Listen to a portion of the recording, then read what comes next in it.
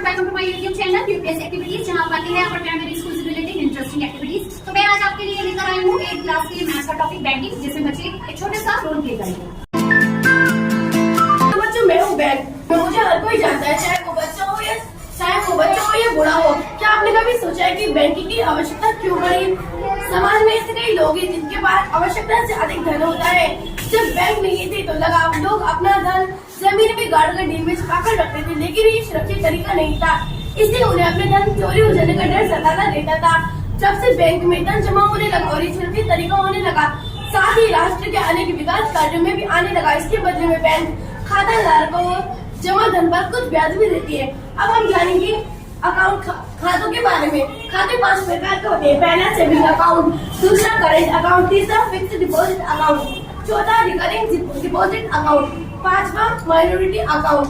हम बैंक में अनेक तरह के खाते खुलवा सकते हैं। पहला सेविंग अकाउंट, ये खाते कम और मध्यम आय वर्ग के लोगों में बचत की भावना के लिए खोला जाता है। इस पर बैंक जमा धन पर कुछ ब्याज भी देती है।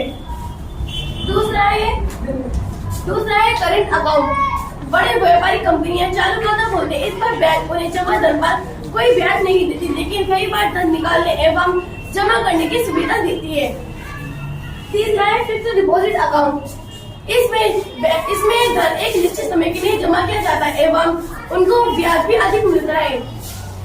चौथा है रिकरिंग डिपॉजिट अकाउंट, ये योजना उन लोगों के लिए जो नियमित रूप से आप धनराशि को बचाना चाहते हैं।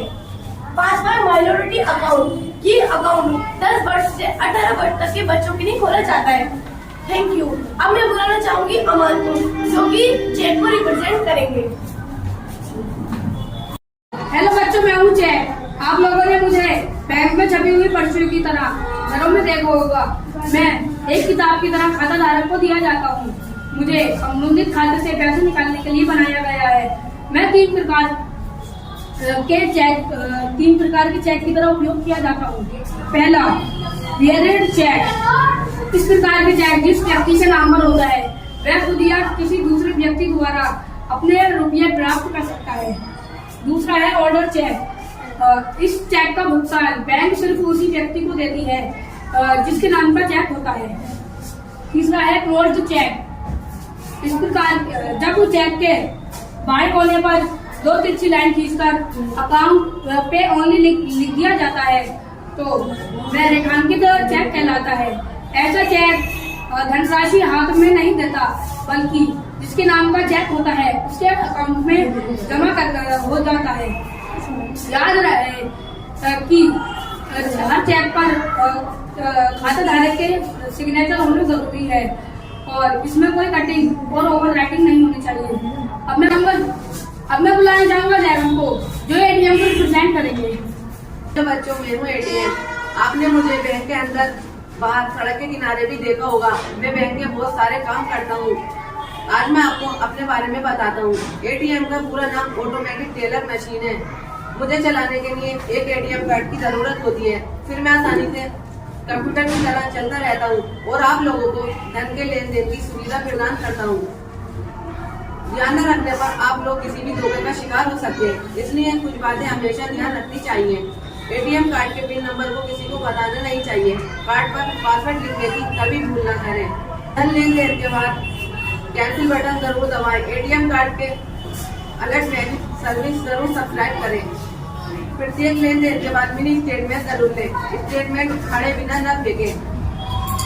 अपना एटीएम कार्ड अनजान व्यक्ति को न दें।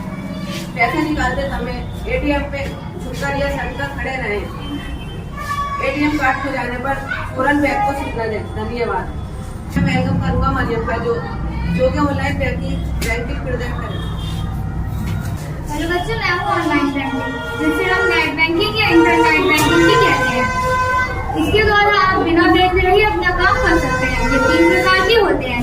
नेट बैंकिंग उन सभी के लिए फायदेमंद है जो घर बैठे ही काम करना चाहते हैं। मोबाइल बैंकिंग ऐप, ये बैंकिंग ऐप से बने ऐप होते हैं जो मोबाइल में इंस्टॉल होते हैं और एटीएम कार्ड की सहायता से मोबाइल पर एक्टिवेट हो जाते हैं।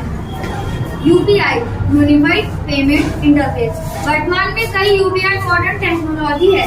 इसके द्वारा आप मोबाइल बैंकिंग एवं नेट बैंकिंग के सारे काम कर सकते हैं। ऑनलाइन बैंकिंग यूज करते समय सावधानियां भी रखनी चाहिए, क्योंकि आजकल बैंक फ्रॉड हो रहा है। इसीलिए किसी भी प्रकार के फोन आने पर किसी से अपने खाता संबंधित OTP जानकारी शेयर ना करें। किसी भी प्रकार की असुविधा होने पर तुरंत बैंक से संपर्क करें। धन्यवाद।